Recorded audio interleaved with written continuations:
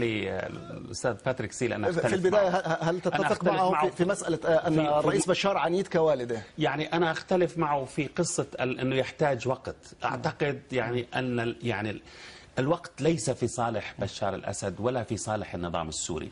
أنا في تقديري يجب أن يتحركوا بسرعة. قصة ندرس إلغاء حالة الطوارئ، ندرس قانون الإعلام، ندرس قانون اللي هي الحريات والتعددية السياسية، ندرس ما بيصيرش. يعني بمعنى يا أخي، طب لماذا لم يدرسوا تعديل الدستور لما تولى الرئيس بشار الأسد السلطة؟ لماذا عدل الدستور في ربع ساعة بينما قانون الطوارئ يحتاج إلى شهرين وثلاثة وأربعة وخمسة دراسة؟ لماذا لا يلغوا حالة الطوارئ فورا وهم عدلوا الدستور وخسروا سن الرئاسة في ربع ساعة وتسقيط مجلس الشعب؟ يمكن الإجابة على هذا السؤال أستاذ عبد الباري اقتباسا من مقالة لباتريك سيل قرأتها له، يقول إن بشار يرفض أن يوضع تحت الضغط كما والده. بس أرد على هاي بنقطة مثلا. يا أخي أنا أتمنى، يعني أنا لست مغرما بالنظام الملكي في المغرب ولست مغرما بالنظام السلطان قابوس في عمان. يا أخي الملك المغرب فورا قال سنعدل الدستور، سنغير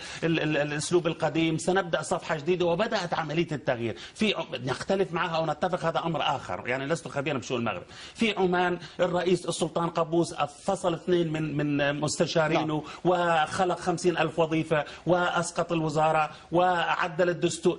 يعني مش عيب أن يستجيب القائد لمطالب شعبه، مش عيب أن يعند ويقول لا أنهم بيضغطوا علي أنا لن أستجيب تحت الضغط. لا يا أخي، يجب أن يستجيب تحت الضغط. بالنسبة للطائفية، بس آخر شيء بس في هذا الموضوع، يا أخي هذه الطائفية نعمة. يعني لما تكون في تعددية في البلد هذه نعمة وليست نقمة. لماذا نحن نكره هذه التعددية الإثنية أو التعددية العرقية في بلادنا؟ يا أخي في الولايات المتحدة الأمريكية كلها متعددة، في أسمر وأخضر وأبيض وأحمر، في مسيحي ومسلم ويهودي. يعني بس ما هو الحكم اللي هو القانون، حكم القانون اللي هو الديمقراطية اللي هي المساواة اللي هي العدالة. هذا الشيء لازم، هذا اللي بدنا إياه في سوريا وبدنا إياه في السعودية وبدنا إياه في مصر وبدنا إياه في اليمن وبدنا إياه في كل الدول العربية.